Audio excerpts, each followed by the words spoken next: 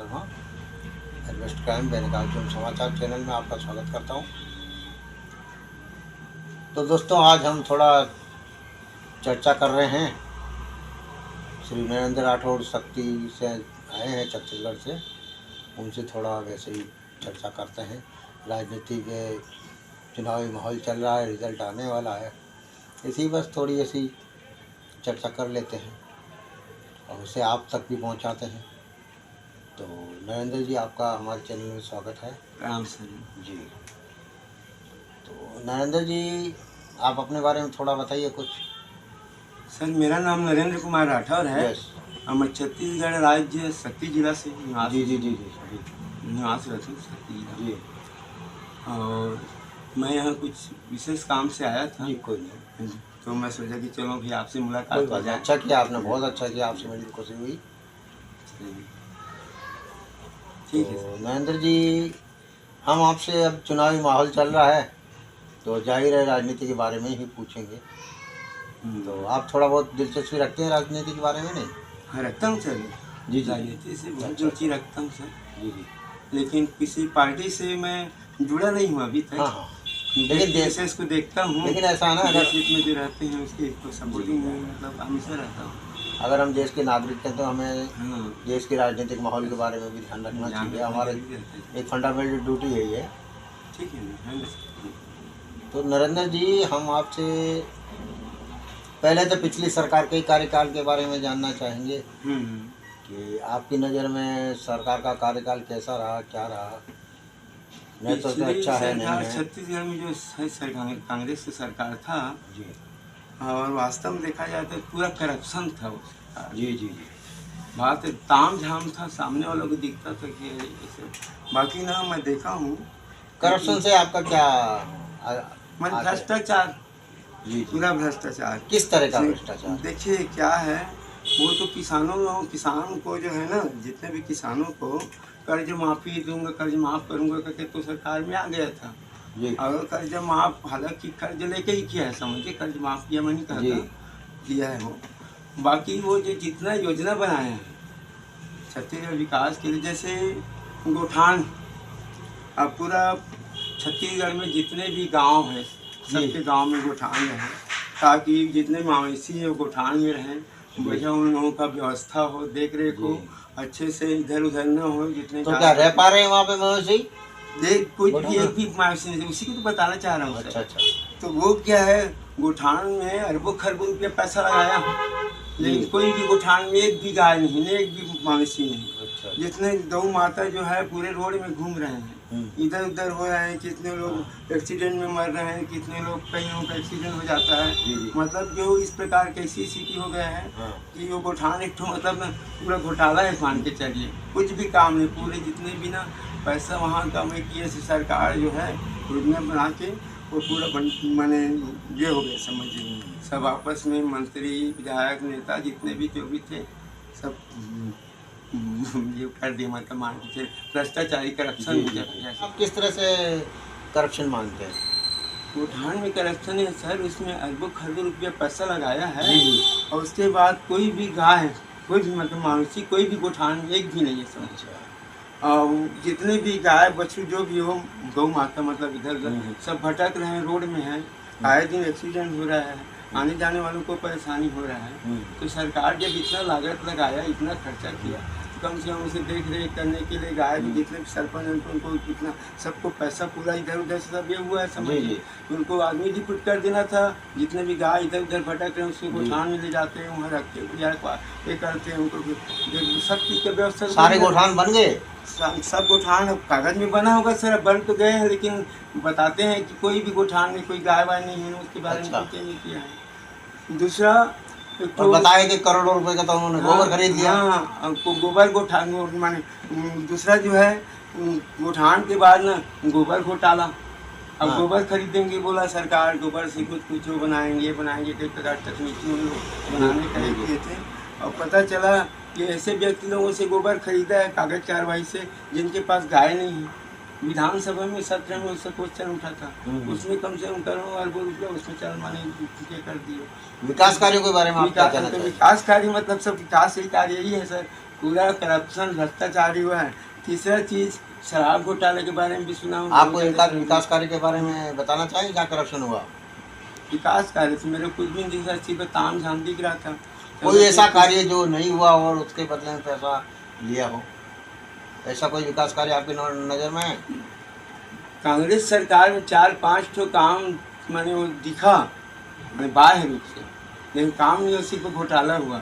जैसे एक तो मैंने गोठान घोटाला हो गया, गोबर घोटाला हो गया, शराब घोटाला हो गया। एक तो शराब घोटाले में क्या हुआ? शराब में भी बहुत सारा नियमितता बढ़ती गई थी, शायद उसका भी जांच वाँच चल रहा है स्थिति में। अच्छा। शराब घोटाला और शराब घोटाला को पूर्ण प्रामाणिक मैंने ऐसे नहीं कर सकता, लेकिन उसके बारे में बहुत ज़्यादा मतलब ये चला था। और उस पीएससी घोटाला देखिए सर जी, पीएससी घोटाला हुआ। जी जी, पीएससी घोटाला तो बड़ा दुख की बात है। पीएससी घोटाले से आपका क्या तात्पर्य है?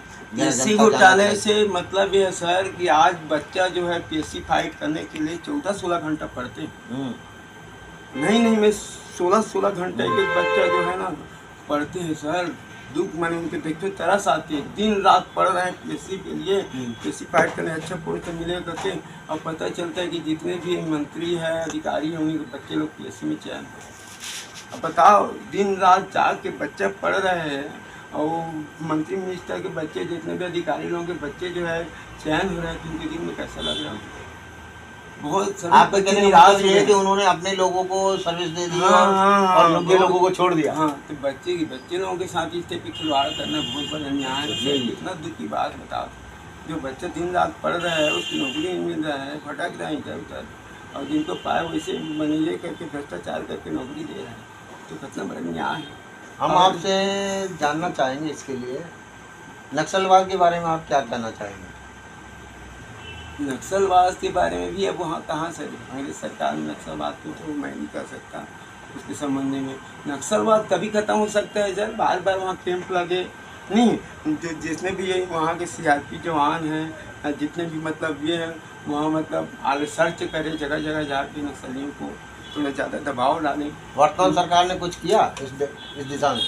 वर्तमान सरकार अभी कर रहे हैं सर, सुनने में आया है। वर्तमान सरकार जो है ना अभी काफ़ी नक्सली क्षेत्र में तो बहुत, क्योंकि उनको विकास करना है, और जब विकास तब होगा तो आगे नक्सलियों को मतलब मनवा से खदेड़ेंगे, हम लोग विचार न करेंगे तभी तो हो पाएगा।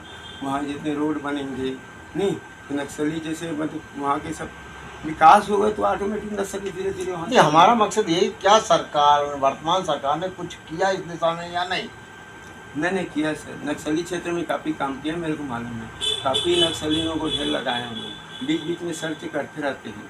उसके जितने भी आरपीएफ जवान जो है ना, परिणाम अच्छे आ रहे हैं? अच्छे आ रहे हैं। वर्तमान सरकार जैसे बना है सर, उसके बाद जो है मैंने विष्णुदेव साय जी मैंने मुख्यमंत्री बने हैं, हालांकि सीधे सरल व्यक्ति बताएँ, और वो जो है मंत्रिमंडल का गठन भी कर लिए हैं। 1-2 सत्र भी चला, विधानसभा सत्र, आचार संहिता लागू हुआ, कार्य में सक्रियता नहीं आया है, लेकिन करेंगे। क्योंकि चौधरी जी वित्त मंत्री हैं, वो बहुत अच्छे टैलेंट हैं। कलेक्टर पद को रिजाइन दिए सर, सिर्फ जनता की सेवा, देश की सेवा उसमें लगन है, मेरे को लगा, और 2% है, और जरूर क्षेत्र में विकास करेंगे, मेरा मानना है सर। अच्छा, जैसे हम लोग जनता के जुमले सुनते हैं कि मोदी है तो मुमकिन है, आएगी तो मोदी सरकार आएगी, तो मैं आपसे ये जानना चाहता हूँ कि मोदी ही क्यों?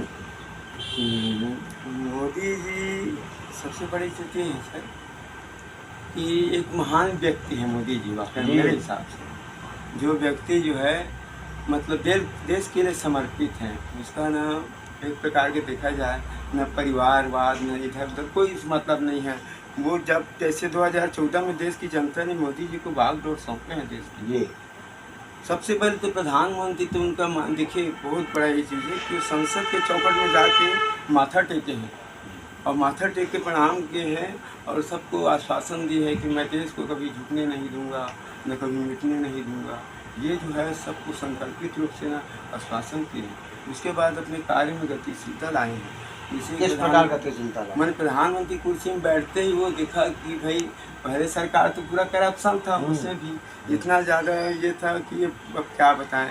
उस समय तो देश में एक प्रकार की ना अर्थव्यवस्था पूरा चरमरा गई थी, हाहाकार मचा था, जगह जगह दंगा फसाद, मारपीट, पूरे जो आतंकियों का बोलबाला था, पूरे यहाँ तक कि ना उस समय जाली नोट काफ़ी ज़्यादा मतलब मार्केट में चलता था।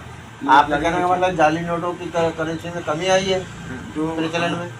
बता रहा हूँ सर, जाली नोट छपते थे। पाकिस्तान जो है ये जाली नोट छाप कर पूरे दलालों के माध्यम से उस इंडिया करेंसी को देश में चलाते थे, आतंकी फैलाते थे, देश में ये करते थे। मोदी जी ने क्या किया, मैंने पहला तो डिजिटल का सिस्टम लाया ताकि करप्शन कम हो, क्या कि लेन देन जो भी हो अपने डिजिटल से हो जो भी हो। उसके बाद जो है ना ये सब स्थिति देखा तो नोटबंदी लागू किया जी। 500,000 का नोट बंद कर दिया।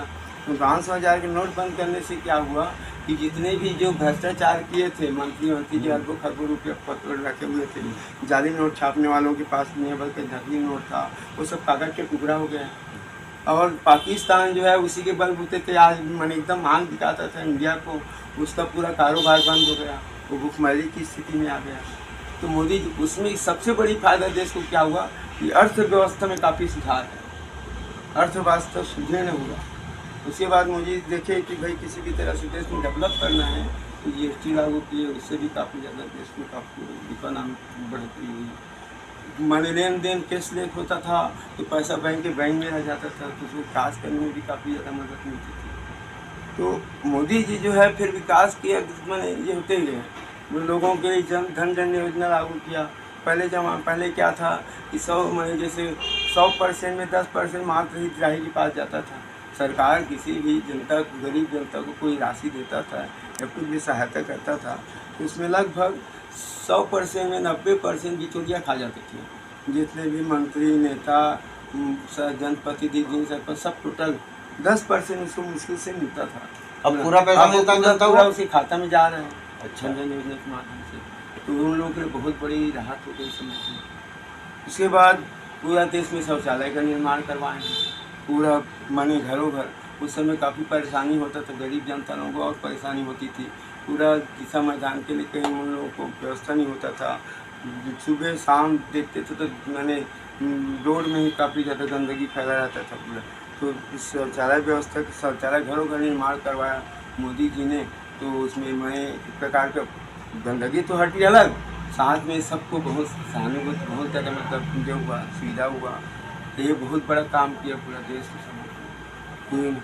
जन योजना लागू किया, शौचालय की निर्माण किया, उसके बाद नल जल योजना भी लागू कर दिया। पानी घरों घर, पहले पानी के लिए आदमी भटकते थे, गर्मी के मौसम में तो पूरा समय पानी व्यवस्था में लग जाते थे। अब वो क्या किया कि नल जल योजना से सबके घर में पानी व्यवस्था हो। मैंने बड़े बड़े काम किए मोदी जी जो है, तो उनका जो कार्य जो है ना काफ़ी ज़्यादा। हाँ, मैंने 370 का को मतलब हटाया, कितना बड़ा है। तो कश्मीर एक प्रकार की आज़ाद हुई है वो। कश्मीर जो है आए दिन वहाँ दंगा, माने आए दिन आतंकी घेरे में था वो, समझिए वहाँ बमबारी, गोलाबारी, आतंक लोगों का मतलब ये था। तो जब 370 का हटा तो एक प्रकार की कश्मीर आज़ाद हुआ, वहाँ सामान्य स्थिति आ गया, कोई भी आ जा सकते थे, पहले डरते थे।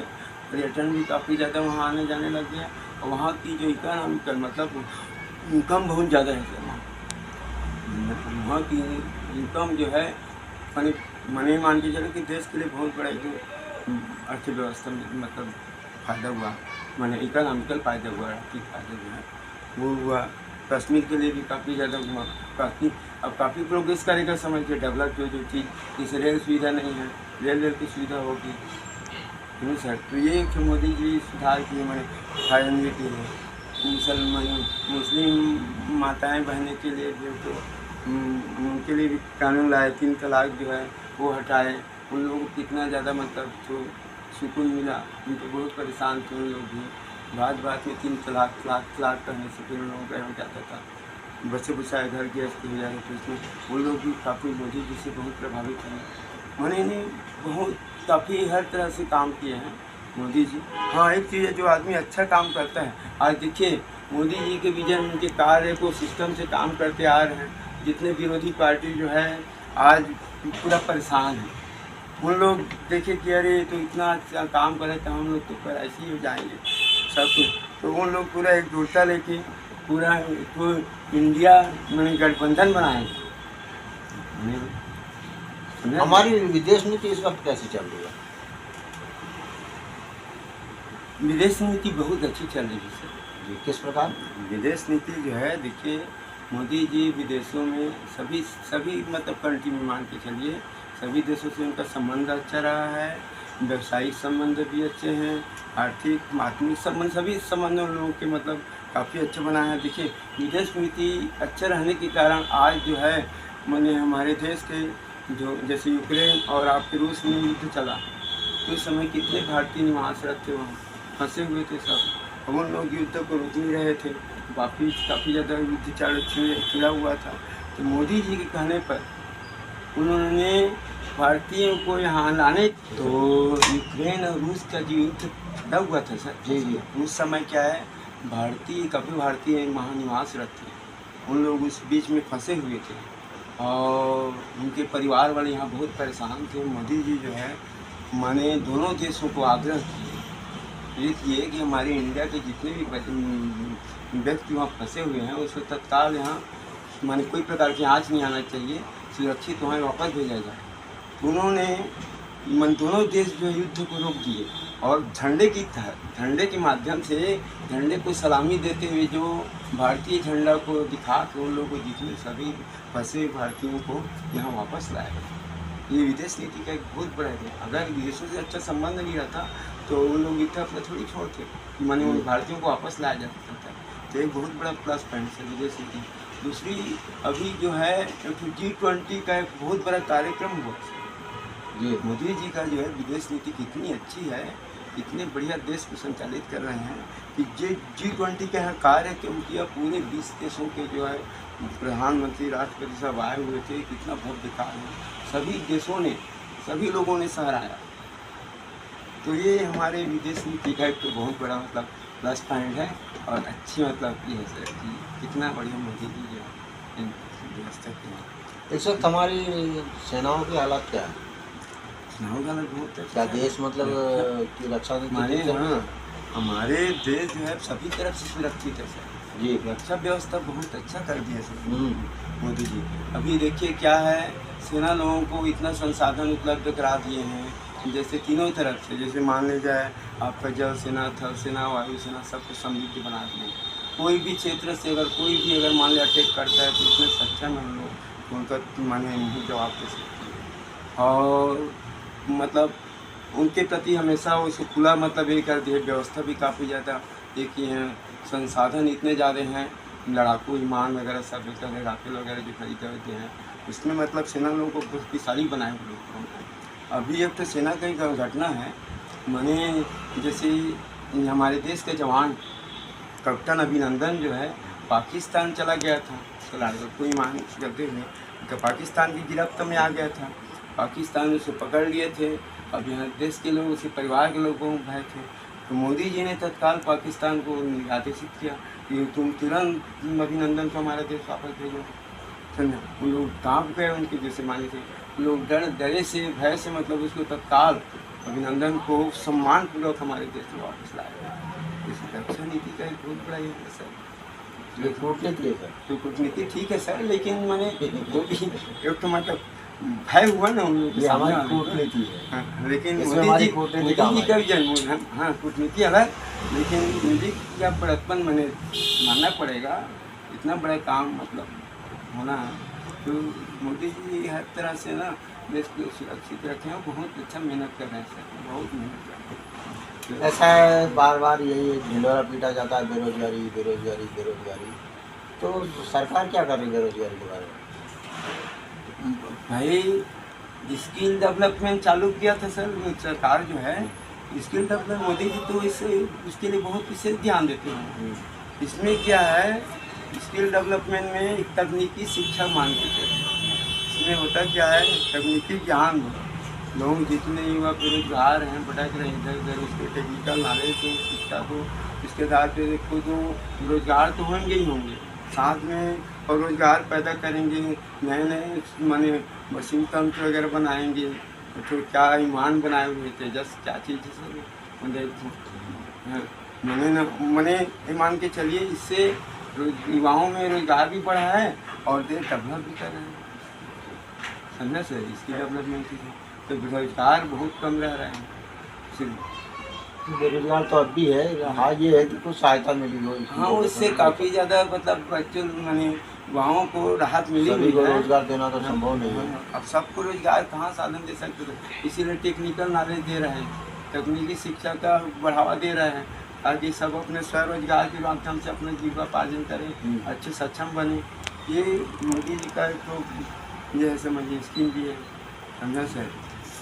और हमें अभी ये जो सारे विपक्षी एकजुट हो गए हैं, तो इनकी कामयाबी कहाँ तक आपको सार्थक लगती है?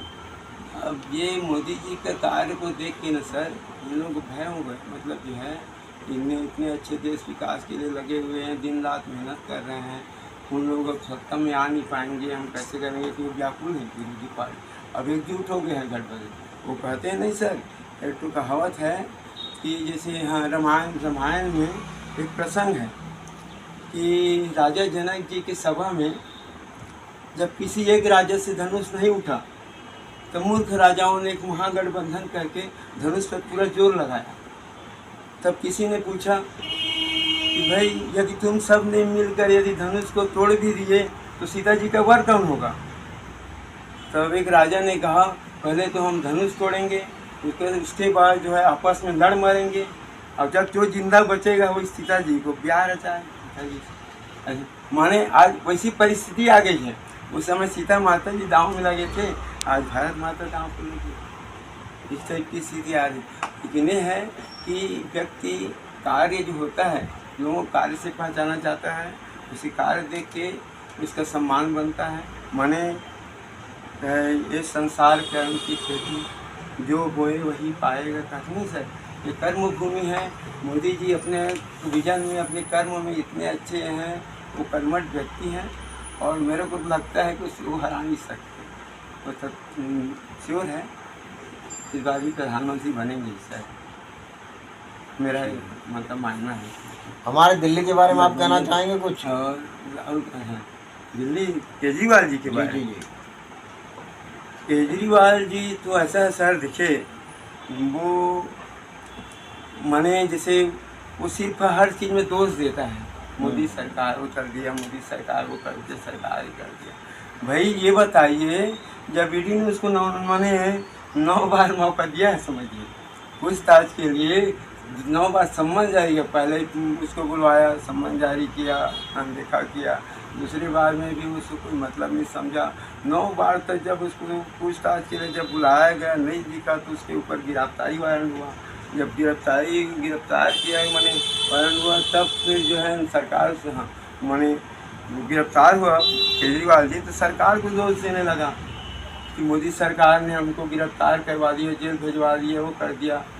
भाई यदि मोदी सरकार अगर उसको जेल भेजता तो उसको जमानत पर क्यों रिहा करता? और जमानत पर जब रिहा कर दिया सरकार ने रिहा नहीं किया, वो न्यायपालिका ने किया। नहीं भाई, सरकार थोड़ी जेल भेजेगा सर, तो ईडी जो है कानून उसको जेल भेजा है, सरकार को लोग दोष दे रहा है। तो सरकार अगर सरकार की हाथ रहती है उसे जेल भिजवाने में, तो जमानत कैसे होता? हो जमानत ही नहीं होता, और जमानत नहीं होता तो इतना सारा नौटंकी नहीं करता। वो सिर्फ एक बवाल, अभी देश में बवाल कर रहे हैं, मान के चलिए, वो लोगों को गुमराह कर रहे हैं। मोदी जी देश की उन्नति, मोदी जी के अच्छे काम को दबाने का प्रयास कर रहा है, लोगों को उसके दिशा से भटका रहा है। वो तो क्या है सर, उस लोगों को देश की मैं तो कहता हूँ दिल्ली की जनता को, जितने भी गरीब जनताओं को मुफ्त में पानी, मुफ्त में बिजली, मुफ्त में आवास, मुफ्त में राशन दूंगा का तो वोट बैंक बनाया रखते हैं। तो अचानक है तो क्या अच्छा व्यक्ति उसको शायद वोट देता है। समाजवादी पार्टी के बारे में आप क्या कहना चाहेंगे?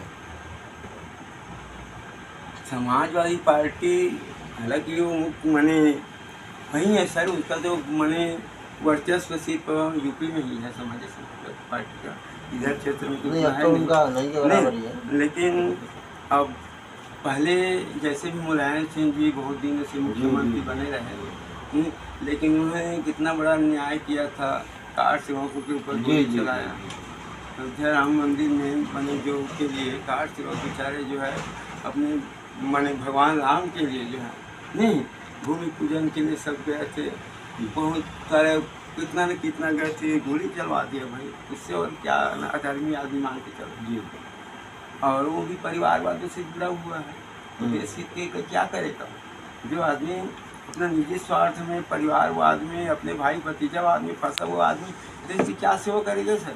जी अब तो वो भी नहीं रहा ना भाई, उनके तो चाचा सब वगैरह ये अलग हो नहीं। गए उनके। राहुल जी के बारे में जैसे मान लीजिए गठबंधन बताया हो, नहीं जी तो गठबंधन के बारे में जैसे राहुल जी को सामने किए थे, जी तो राहुल जी को सामने किए थे, तो राहुल जी को तो मैं देखा हूँ कि वो कब क्या बोलते हैं, कब क्या बोल देंगे, उसको खुद तो पता नहीं रहता। जी वो जो है मतलब बाप दादा की बपौती समझ कर जो है ना देश में कहीं पर जाए, कहीं पर कुछ भी अनाप शनाप विवादित बयान देते रहते हैं, समझे। मैं तो कहता हूँ अगर देश की जनता माने उनका मुख्य उद्देश्य है सर कि किसी भी तरह से सत्ता हथियाना, और कहीं धोखे से जनता जो है, देश की जनता उसको उसके बहकावा में आकर, उसके प्रलोभन में आकर उस देश की भाग दौड़ से सौंप दिए, तो समझो कि देश का घंटा धार हो जाएगा। तो वैसे इंडिया में ममता बनर्जी भी है। नहीं सर, देश का घंटाधार हो जाएगा, देश में अराजकता फैल जाएगी, और जो तो कहावत है कि जैसे अंधेर नगरी हो जाएगी देश में, अंधेर नगरी का चौपट राजा और टकेसर भाजी टकेसर खा गया, ये चरितार्थ देश में लागू हो जाएगा। इस तरीके किसी तो जाएगा राहुल गांधी के। तो मैंने वैसे ममता बनर्जी भी है, सीनियर लीडर है वैसे। ममता बनर्जी को तो मैं मानता ही नहीं सर, पता नहीं बंगाल के लोगों के हिसाब से उसको ना मुख्यमंत्री बनाया रखिए। आपको मैं बता रहा हूँ, सिर्फ एग्जाम्पल दे रहा हूँ, और मेरे सामने देखा हूँ।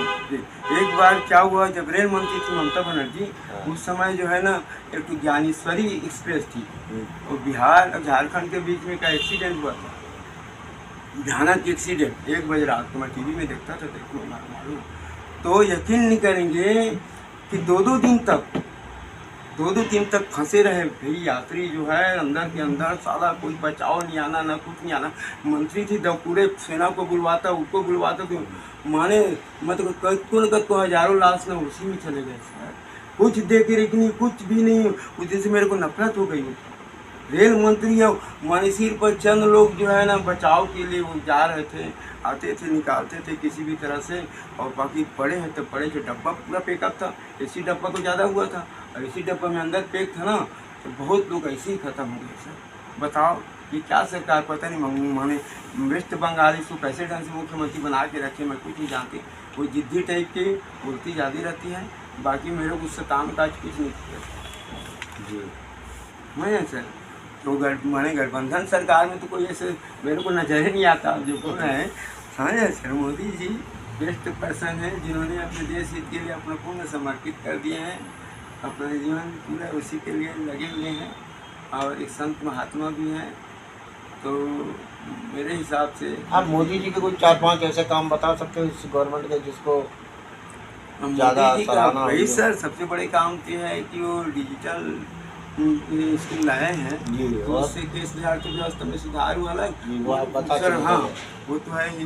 दूसरा धन जन योजना लाए, वो बहुत बड़े काम है। तीसरा चीज़ क्या है, पूरा देश भर में सब तरफ शौचालय का निर्माण करवाए हैं, नल जल योजना लाए हैं, 370 का हटाए हैं। उज्ज्वला के सिलेंडर मिले आपके उधर छत्तीसगढ़? हाँ उसको भी मतलब एक है, सुनिए ना, तो लाए हैं उज्ज्वला सिलेंडर वाला जो है ना, अब दिए ना सर, लोगों को दिए हैं, हम लोग उस चीज़ में नहीं आते तो हमको उतना मालूम नहीं है समझिए।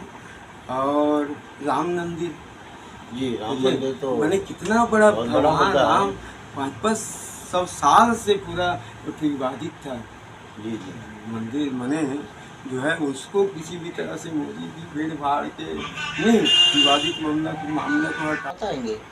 हाँ ये किसकी देन है? राम मंदिर पूरा मोदी जी की देन है। मोदी जी की देन है? जी क्या बात कर रहे हैं?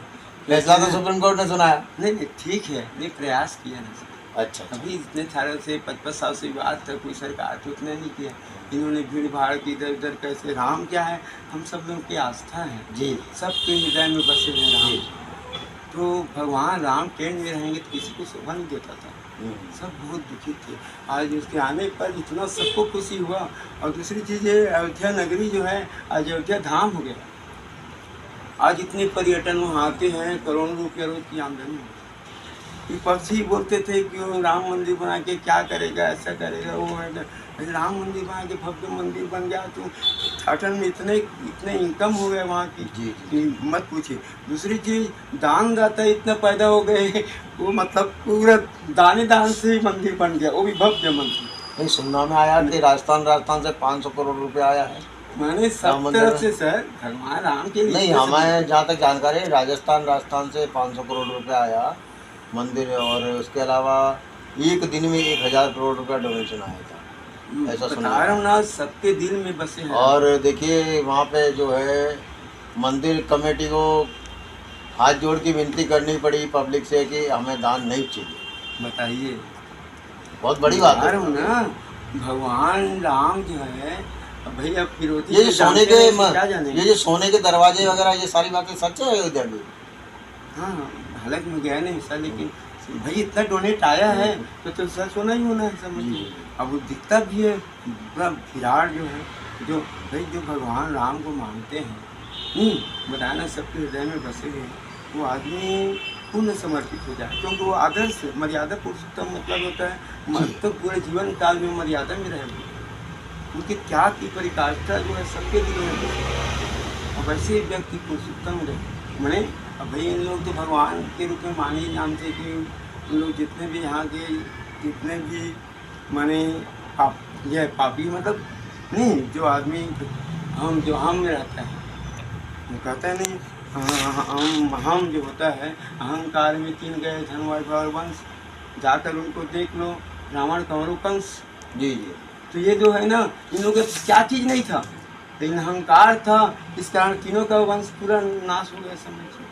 तो ये जो है ना, अहंकारी थे, उन लोगों को उसने मारा है भगवान।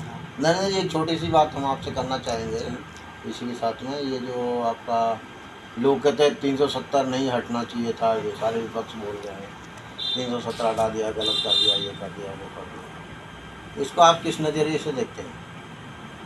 मेरे हिसाब से ना 370 हटना है ना हमसे ज़रूरी था सर, कि अने मान के चलिए कि कश्मीर जो है ना आए दिन आतंकियों से घिरा रहता है।